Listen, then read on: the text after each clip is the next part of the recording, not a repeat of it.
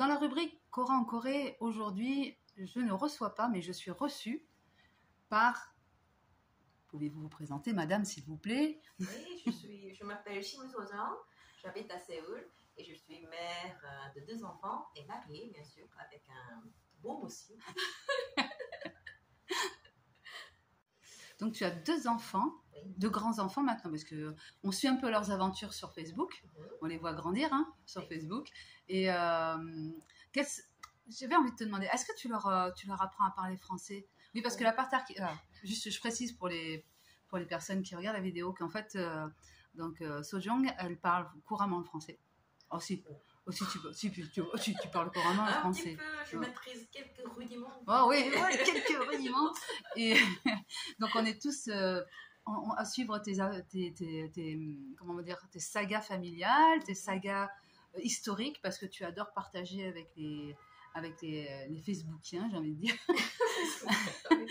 avec donc des gens avec les lecteurs, l'histoire de ton pays.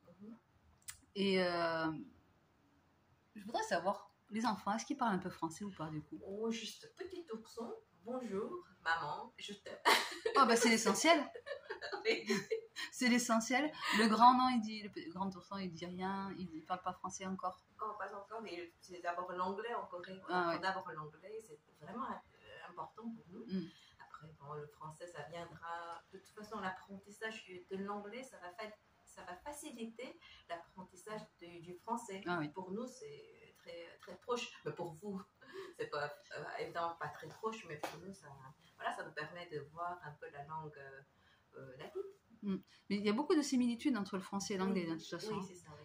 Puisque tu aimes bien l'histoire, tu sais qu'à un moment donné, à la cour du roi, on parlait français et anglais, c'était quasiment les seuls langages franglais là, qui se parlaient. Mais bon, je ne vais pas faire d'histoire parce que je ne suis pas assez douée pour ça. Je laisse les professionnels le faire.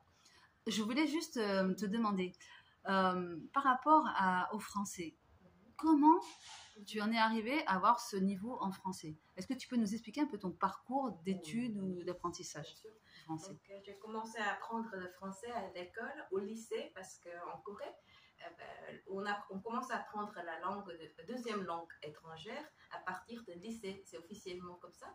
Donc, j'ai choisi le français. Au lycée, j'avais de la chance parce qu'on nous offrait 2 possibilités, le français et l'allemand. Donc, j'ai choisi le français. C'est aussi parce que mon frère, qui est plus âgé que moi de 3 ans, il parlait très couramment le français. Il adorait le français. Après, il a voulu absolument que j'apprenne moi aussi le français. Pour pouvoir discuter avec toi? Oui, aussi. Parce que lui, il voulait toujours m'apprendre tout ce qui le passionnait, tout ça. Donc, il voulait partager le même amour pour le français avec moi. Donc, j'ai commencé à apprendre le français au lycée. Après, j'étais tellement charmée par la beauté de la langue. C'était presque physique, en fait, cet amour pour le français, c'était beau et ça me plaisait de lire et parler, parler et entendre le français. J'ai continué à la fac, j'ai choisi la filière, j'ai choisi plutôt le département de la langue et la littérature française à la fac. J'ai approfondi mes connaissances pour la langue.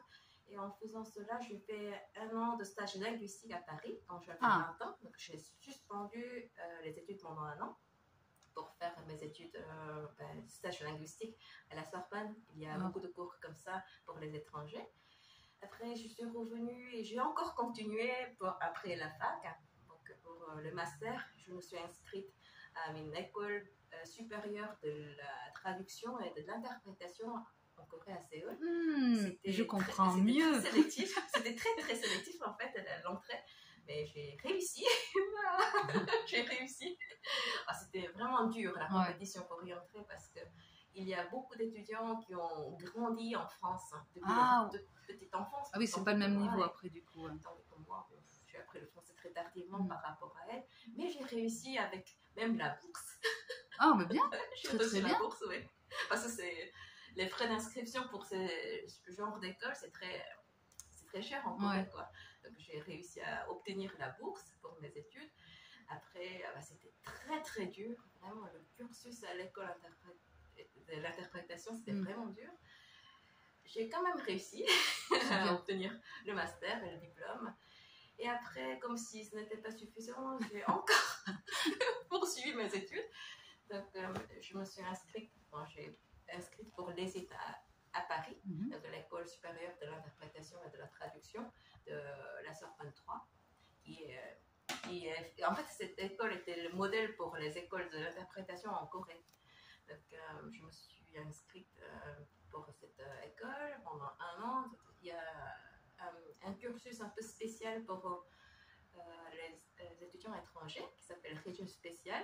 Là, j'ai appris les méthodologies de la traduction enseignées par l'ESIT. C'était très passionnant, vraiment c'était très passionnant. Et voilà, après, je suis revenue en Corée. Après, j'ai postulé pour le concours du ministère des Affaires étrangères. Ouais. Donc, en tant qu'interprète non, en tant que secrétaire. De secrétaire Oui. Parce que tu aurais été amenée à parler français à ce poste-là? Oui, en fait, c'est ça.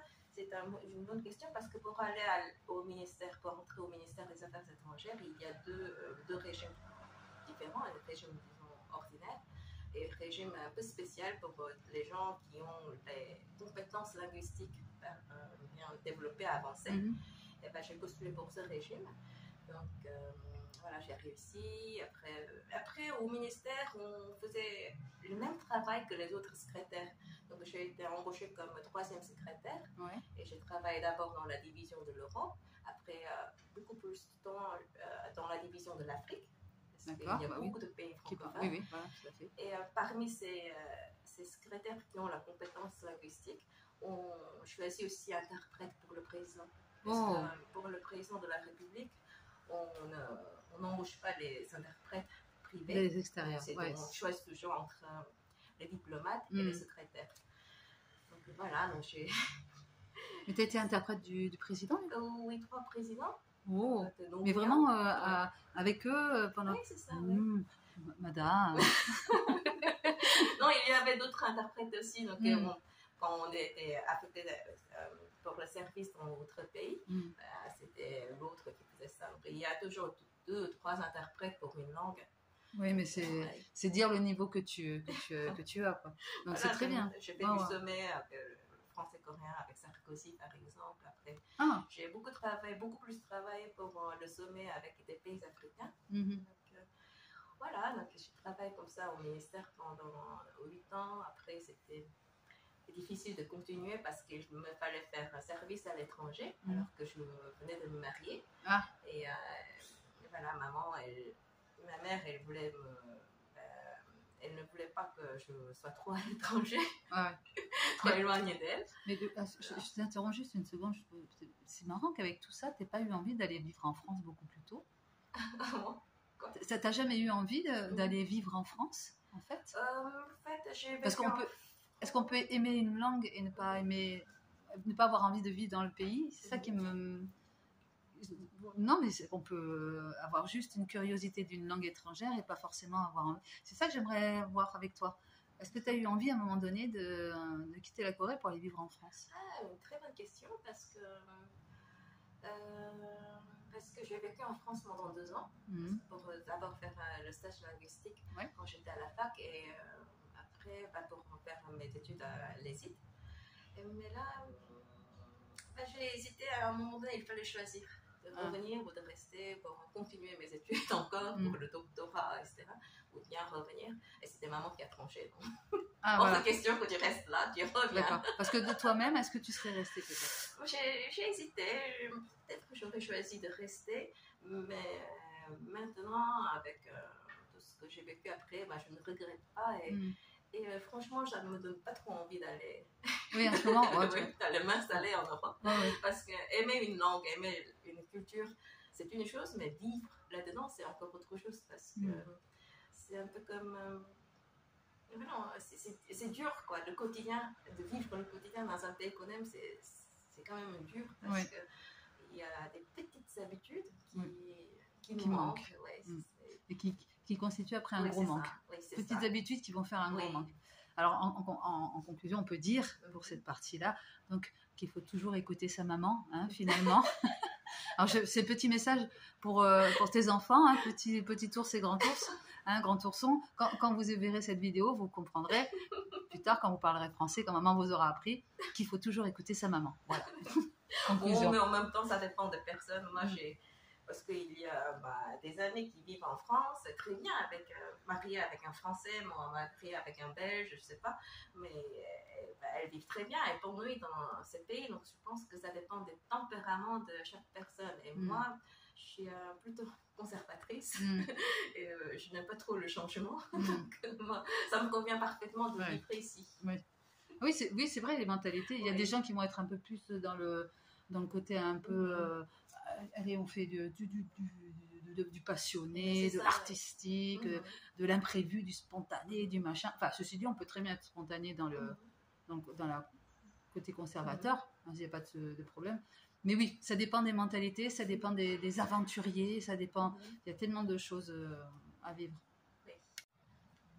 Oui, donc pour le français, comment j'ai pu approfondir mon français, j'ai oublié de le dire, mais j'ai adoré, j'adore la littérature française, quoi. Et j'adore les petits livres de poche, je vais te montrer après. Oui, je veux bien voir. Bon, j'en ai pas tout parce que une grande partie de ma collection se trouve chez ma mère, chez mes parents. Mais là, vraiment, j'avais un grand amour pour la littérature française du 17e, 18e. Tu as des auteurs favoris? Tu peux nous en citer?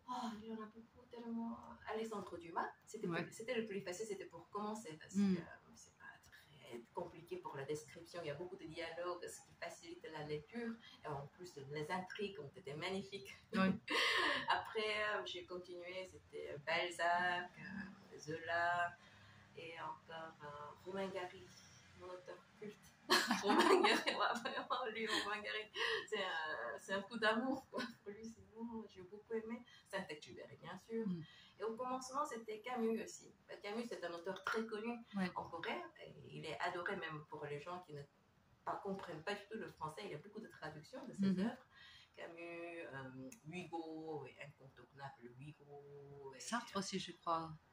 Sartre aussi, mais moins que Camus parce que plus difficile pour le grand public. Donc que Camus, il est vraiment aimé.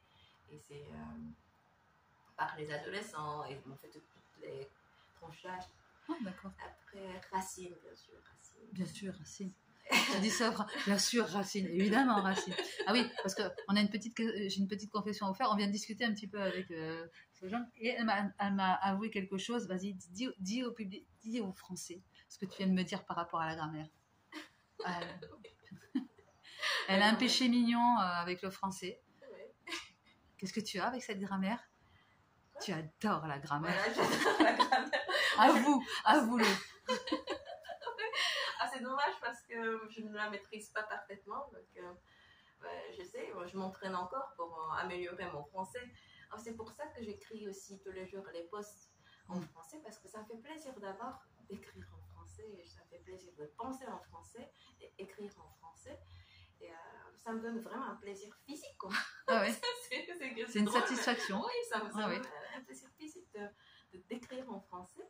Et la grammaire, oui, et j'aime bien écrire, donc réviser ma grammaire en écrivant des textes, surtout pour les récits historiques. J'aime bien utiliser le passé simple, les substantifs imparfaits, parfois. Parce qu'elle aime ça. Et en fait, la chose que tu me disais tout à l'heure, c'est que mais tu aimes vraiment la grammaire, ça t'amuse. Oui, c'est ça. C'est ça, la grammaire l'amuse. Oui. Nous, les Français, c'est une torture pour nous, la grammaire. Elle s'amuse avec la grammaire. Mais tant mieux, j'ai envie de dire tant mieux. C'est des gens comme ça qui vont continuer à faire vivre la grammaire française parce qu'elle est en train de disparaître petit à petit. Oui, c'est vrai. Dommage parce que au lycée, parce que en fait, quand j'ai appris le français, je comparais constamment le français et l'anglais comme ça, pour le passé ou tout ça. Et là, j'étais très charmée par des grammaires, donc, les modes ou le temps que l'anglais n'avait pas. C'était beaucoup plus perfectionné, c'était beaucoup plus avancé et développé, c'était vraiment plus détaillé. Moi, j'étais charmée par le substantif. On y revient au substantif. J'étais vraiment impressionnée par tous ces temps passé simple, passé, je sais pas, passé tout ça, passé imparfait, passé composé. J'étais vraiment séduite par cette résonance de l'imparfait, tu vois, qui existait autrefois mais qui n'est plus, mais on ne sait pas trop le point de rupture, c'est pas à quel moment.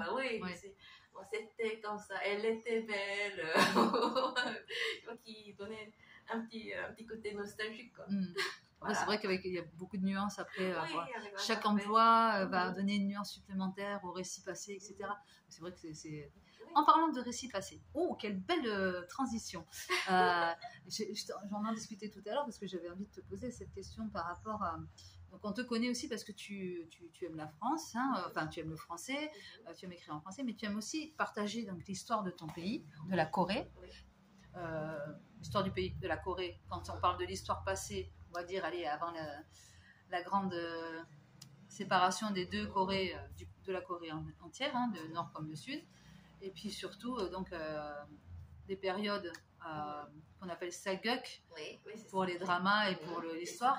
Voilà. Donc, et ce que j'aime bien dans ces récits que tu fais sur Facebook, c'est ce que tu disais, le côté comparatif entre ce qui est romancé dans les dramas, ce qu'on appelle saguk, et ce qui est vraiment historique dans le vrai. Et souvent dans tes posts, tu nous donnes des anecdotes de films, comment dire, des anecdotes historiques avec des références dans les dramas. Et c'est très bien parce que ça permet de voir la réalité et la fiction. Et à quel moment tu t'es dit, et pourquoi tu t'es dit, tiens, j'aimerais bien que les gens connaissent un peu plus l'histoire de mon pays? Est-ce qu'il y a eu un petit déclic ou c'est juste comme ça, une envie de partager, tu t'es dit, tiens, je vais lier les deux amours, l'amour de mon pays et l'amour de la langue française. Comment ça s'est passé? Oui, parce qu'en fait, moi parce que d'abord j'étais très impressionnée par la façon que j'ai pu constater sur nos groupes, le groupe Corée Je t'aime et le groupe aussi gastronomique, la cuisine coréenne au fil du temps. Et mais avant de découvrir ça, moi je n'étais pas très intéressée par mon pays. Mais, pas trop. Je n'étais pas passionnée. Je n'étais pas du tout passionnée de la cuisine coréenne. Voilà, moi j'ai horreur de faire de la cuisine. C'est vrai? C'est un secret, mais. Ouais, on va commander McDo à midi. On va faire chicken à midi. Non, mais quand même, je fais la cuisine pour les oursons, pour mes petits-enfants. Et l'histoire de mon pays, bon, ça ne m'intéressait pas forcément plus que ça. Mais quand j'ai vu que vous étiez très intéressés par les dramas historiques, je me suis dit, bien, moi, ça me sera pas mal de leur faire découvrir un peu les faits historiques que je ne connaissais pas très bien non plus moi-même. Et j'ai commencé comme ça. Et voilà, après, je faisais des recherches sur des faits historiques et c'était vraiment passionnant. Il y avait tellement de détails qui m'échappaient. Et ça j'étais...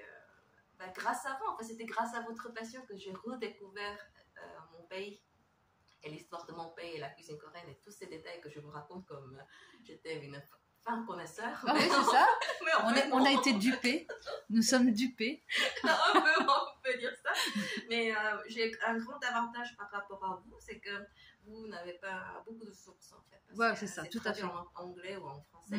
Mais là, j'ai accès à vraiment beaucoup de sources écrites en coréen, plus authentiques. Je peux même consulter en fait les chroniques royales de tout ça, parce que c'est traduit en coréen tout ça. Au départ, c'était écrit en caractère chinois en fait, c'était l'époque. Vraiment, j'ai beaucoup de sources coréennes. Je me suis dit, pourquoi pas, je vais faire un résumé, je vais faire une synthèse pour nos amis français. Et voilà, après, c'était moi-même qui était la première à être charmée par toutes ces histoires et ces anecdotes. Tu t'es auto-séduite en fait. Oui, c'était auto-séduite. Je peux dire ça. C'est ça. Après, je passe des heures et des heures, quand j'ai le temps, je passe des heures et des heures à faire des recherches sur tel ou tel personnage qui me mène encore à d'autres personnages, et encore d'autres histoires. Ouais. Par exemple, hier, j'étais en train de faire des recherches sur le Kiseng, la dame qui accompagne les hommes pour le banquet autrefois. Kiseng, Hwang Jin-hee, elle est la plus connue des Kiseng en Corée. Et là, je suis tombée sur une autre Kiseng qui était aussi connue qu'elle, mais je ne connaissais pas très bien. Et là, je suis tombée sur une histoire d'amitié, vraiment une belle histoire d'amitié, pas d'amour, vraiment une histoire d'amitié platonique entre une Kiseng et un aristocrate libertin. Et voilà, c'est toujours comme ça, je marche comme ça, je parle d'un roi, après je clique sur le nom de la reine qui figure comme ça, après je retombe sur une histoire, une biographie époustouflante d'une reine ou des princes ou des concubines. Mais je crois qu'en fait, c'est un peu la maladie, entre guillemets, qui arrive à, Oui. tous les historiens ou à tous les chercheurs en général, quelle que soit la matière. Ça peut être en français, ça peut être en géographie, en ce que tu veux. À partir du moment où tu commences à regarder, c'est ce qu'on appelle en fait le rebond des recherches, c'est-à-dire tu vas chercher sur un thème qui va t'amener sur un autre, qui va t'amener sur un autre, et ça te fait une espèce de toile, Oui, hein, c'est ça, oui. de toile incroyable. Parce qu'on a, Oui, c'est ça. C'est pas Internet, mais bon, c'est voilà, c'est ça. C'est-à-dire que tu pars d'un point et en fait tu tisses une énorme toile qui t'amène à de multitudes de connaissances. Exactement ça. Et en fait, ça te rend assoiffé ou ça te rend affamé. Oui, c'est ça. Parce que tu dis, ah oui, encore un. Attends, allez, je regarde encore un. C'est ça, Alors, certains compareront ça, par exemple, voilà, je vais prendre plutôt par les chercheurs de ça, YouTube. Oui. Tu vas sur YouTube, tu regardes une vidéo qui t'amène sur une autre, finalement une autre, et puis finalement, eh ben, de fil en aiguille, comme on dit, de fil en aiguille, au bout de la 20e vidéo, tu tombes sur quelqu'un qui fait une découverte fantastique. C'est ça. C'est-à-dire que ça vaut le coup d'avoir passé 20 vidéos à tâtonner, à dire, ah tiens, machin. Parce que je te comprends, parce que en fait, quand pour le groupe Choral Music Styles, je fais des recherches de Google. Sur la musique Google, et donc c'est pareil, c'est-à-dire que je suis obligée d'aller d'un point à un autre. Mais pour en revenir à ce que tu disais, il est vrai qu'en France, on n'a aucune information par rapport à la Corée. C'est-à-dire qu'on va toujours retomber sur les mêmes articles Wikipédia. Oui, c'est ça. Et c'est triste. C'est pas toujours très exact. J'ai regardé aussi quelques articles sur Wikipédia. Il y en a certains qui sont très bons, il y en a certains qui sont passables, et il y en a certains qui sont... Oui, et puis surtout, il y en a certains on n'en a pas beaucoup. Parce que, en fait, c'est vrai que quand tu tapes une recherche en coréen, tu as beaucoup plus d'informations qui arrivent que quand tu la tapes en français. Donc, les gens qui ont envie, dans les dramas, de regarder un peu plus sur le roi Sejong ou sur n'importe quel roi, machin, par rapport à rien, il va rien se passer. Il va y avoir une fiche Wikipédia et basta. C'est ça. C'est quand même très... je trouve ça un peu dommage parce que c'est tellement passionnant. C'est tellement passionnant. Parce que l'histoire de la Corée, elle est vraiment super passionnante. En fait, je dis ça pour que les gens ils aient l'eau à la bouche et qu'ils viennent regarder tes posts et qu'ils viennent découvrir. Nous, on s'éclate en tout cas. C'est vrai qu'à chaque fois que tu postes, on sait que on a une nouvelle histoire. Pour nous, c'est un K-drama mais écrit, tu vois. Souvent, on te le dit en commentaire. Ouais, c'est quand la suite? On veut la suite du drama. C'est la vraie vie. En fait, c'est la vraie histoire que tu arrives à retranscrire en nous tenant en haleine comme si c'était... Pardon. Comme si c'était un drama, quelque chose de très romancé. Mais c'est là où on se rend compte que l'histoire est vraiment passionnante. Oui, c'est ça. Ouais. C'est pas tellement... Peut-être que le fait que tu l'écrives et que tu le mettes à notre portée, pas comme quelque chose d'un peu redondant ou un peu trop scolaire ou un peu trop...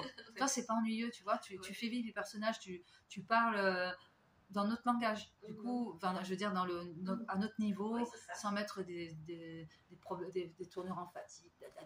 On est bien et du coup, ça les rend vachement... J'ai pas des mots exprès vachement, tout ça.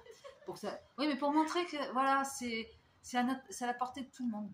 Ce que tu écris et que ça touche tout le monde du coup. C'est un très bon point parce que c'est ça qui me passionne aussi dans mes écrits. Parce que quand j'écris des articles, je me mets sans cesse à votre place.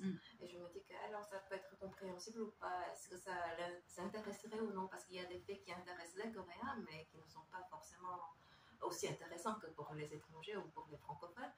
Donc ça, c'est vraiment passionnant, ce jeu. Moi, je dialogue avec vous.